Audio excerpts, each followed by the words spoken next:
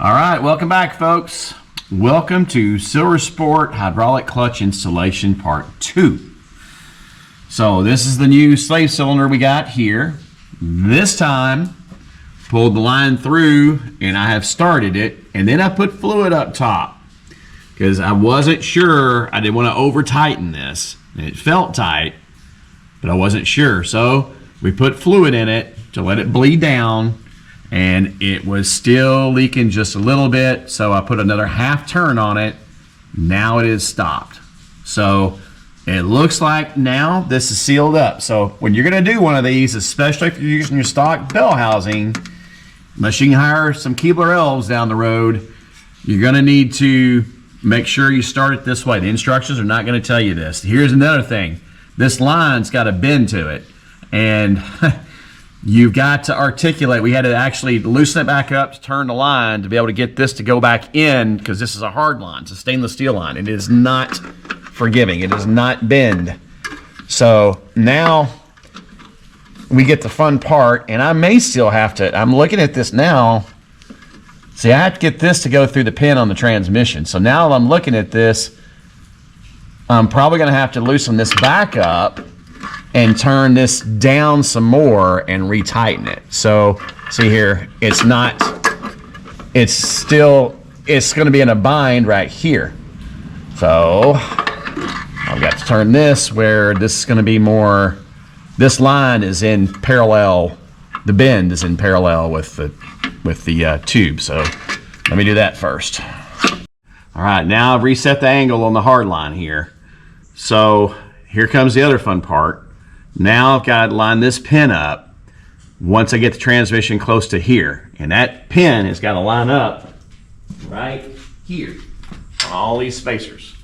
So I get the fun of trying to hold these somehow and getting this lined up. So we're about to stab this transmission for the third time, and let's see how it goes. All right, so if you guys can see, don't know if you can, just got the camera going there, but let me see if I can shine the light. The pin is engaged finally. You look there, that pin is through. So you're trying to juggle your spacers here as well. So it looks like we're in. I'm probably, before I get carried away, I am going to shoot some brake fluid on that fitting there, because now I have the fittings to the tools, the crow's feet, to tighten it, but I'm not gonna get carried away putting this thing in until I'm 100% sure that thing does not leak. So let me see if I can get my crow's foot on that real quick. Okay, we are in, and I'm not seeing anything yet.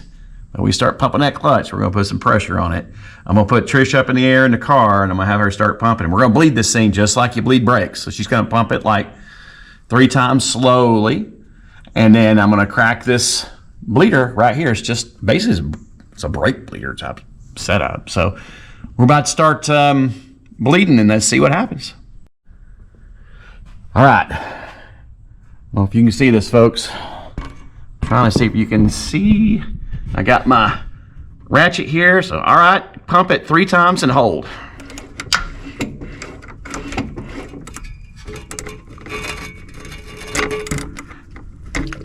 Oh yeah.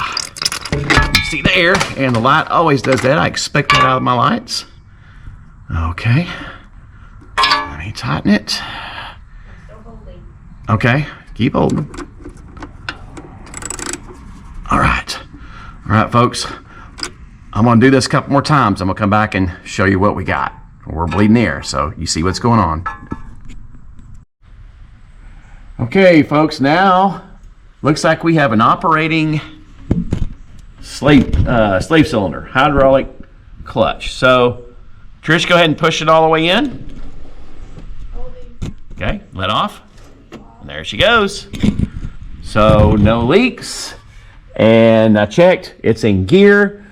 When she pushes in the clutch, I can move my yoke, I can rotate the transmission, but the engine stays still, which lets off the clutch. I turn the yoke, turns the engine. So, I think we are good to go now. Oh, jeez. Y'all can see that. Try to get in there, you can see it, but yeah. So, On to the next project. Right, now that we bled it, don't forget to put your bladder in, okay? Put your bladder in like so. And then you can see she's plumb full. So, not just full, but plumb full. And now our hydraulic slave cylinder is now complete.